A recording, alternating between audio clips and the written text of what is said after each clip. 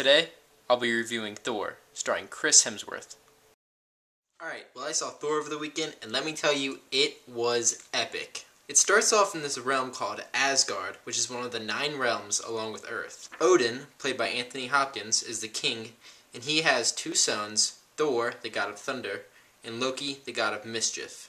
Thor, played by Chris Hemsworth, is the violent and brash one, while Loki, played by Tom Hiddleston, is more resentful and deceptive. So on the day that Thor is supposed to be crowned king by his father, a group of frost giants, the Asgardians' most hated enemy, break into Asgard, bust into Odin's vault, and try to steal one of his weapons.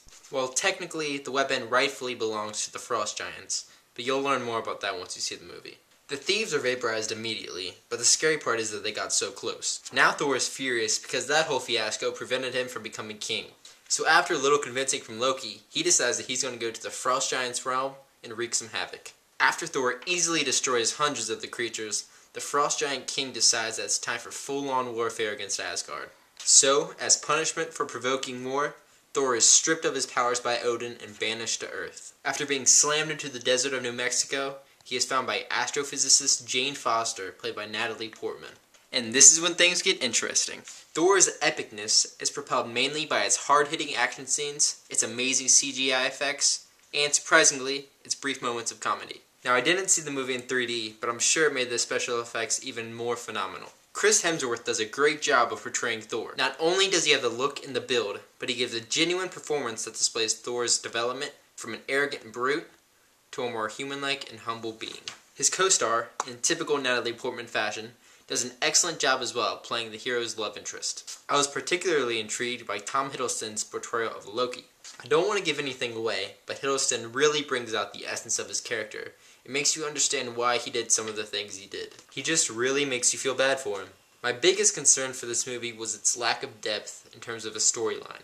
Now, I understand that the writers had to condense nearly 50 years of comic history into a 2-hour movie, which I think they did pretty well. But there were subplots that definitely should have been developed more, such as Thor's relationship with Jane. At first, he wanted nothing to do with her, and then they become madly in love somehow despite the lack of screen time together. It just happened way too fast. Other than that, the movie was still a blast to watch. You don't have to be a comic fanatic to understand what's going on either. It's just like any of the previous Marvel movies, but it's definitely one of the best by far.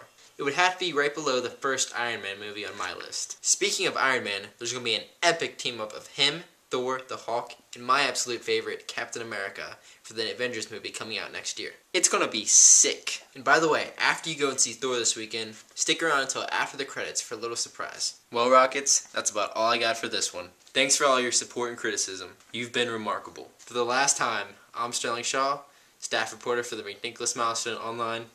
Thank you for watching.